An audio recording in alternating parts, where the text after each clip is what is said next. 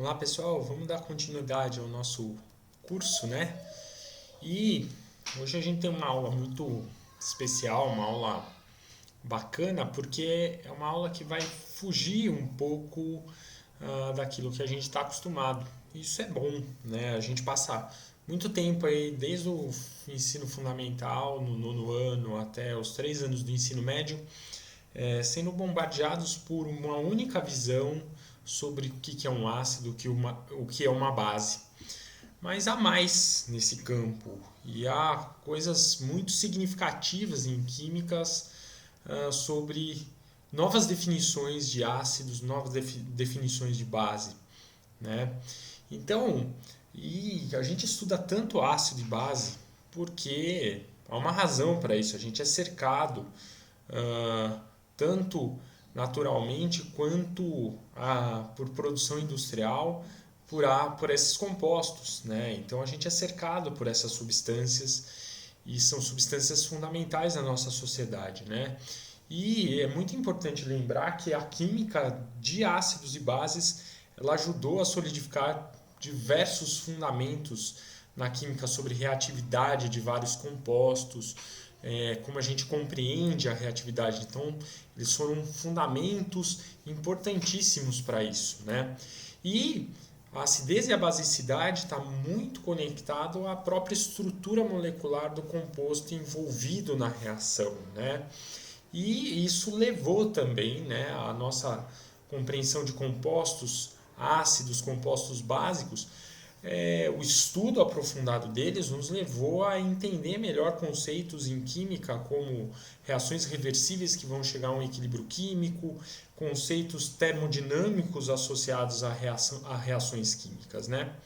E claro que a gente passou esses três anos e meio, quase 4 anos, estudando a teoria que rendeu o Nobel ao Arrhenius, essa teoria do século XIX, que fala para a gente que um ácido é um composto que vai sofrer ionização pela água e vai aumentar a quantidade de hidrônio no sistema do H3O+, e a base é o composto que vai sofrer a dissociação e vai, pela água, claro, e vai aumentar a quantidade de hidroxila no sistema. Então eu sempre insisto que a água tem papel fundamental na teoria de Arrhenius, é o solvente importante nesse sistema, mas a gente tem que colocar uma coisa na nossa cabeça. Muitas reações em laboratórios são feitas sem o solvente da água. A gente pode usar a amônia como solvente. Então, o que acontece com a nossa compreensão ou com a nossa descrição química se a gente muda o solvente? Claro que aqui nós vamos usar muitas vezes para entender esses modelos além da teoria de Arrhenius.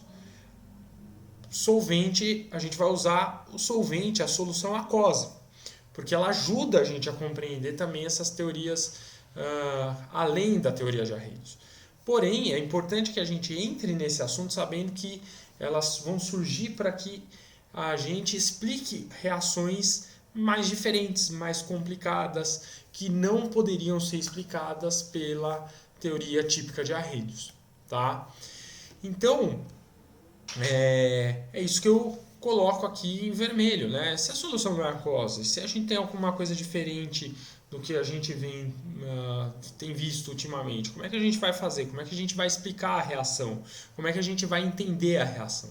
Então essa preocupação foi feita justamente, essa preocupação foi tentada ser resolvida, né, por dois cientistas, o Johannes Bronsted, dinamarquês, e o Thomas Lowry, em 1923, de forma independente, e que chegou a ser denominada hoje como a classificação de ácidos e bases segundo a ótica de Bronsted e Lowry.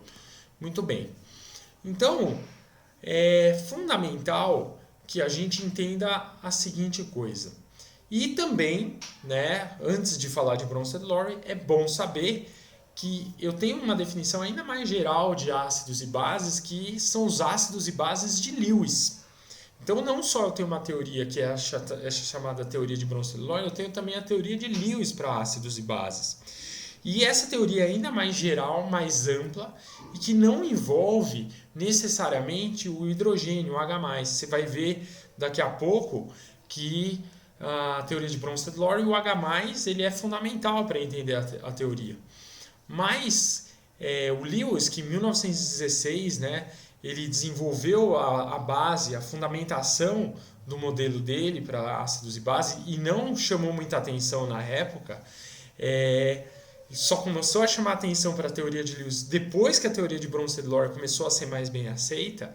É uma teoria em que o elétron tem um papel fundamental e não é o H+ que tem um papel fundamental, tá? Então, o compartilhamento de elétrons é o que vai ser vamos dizer, o ator principal. Então, é nesse sentido que a gente vai caminhar. Se para Arrhenius a água é fundamental, para Bronsted-Lowry o H+ é fundamental, que é o próton é fundamental no sistema, para Lewis o ator principal é o par eletrônico. E a gente vai caminhar nesse sentido, e essa é a introdução dessa nossa aula que está se iniciando agora, tá bom? Vejo vocês no próximo vídeo e que a gente vai destrinchar um pouquinho mais a teoria de Bronsted-Lowry e num outro vídeo a gente vai destrinchar a teoria de Lewis.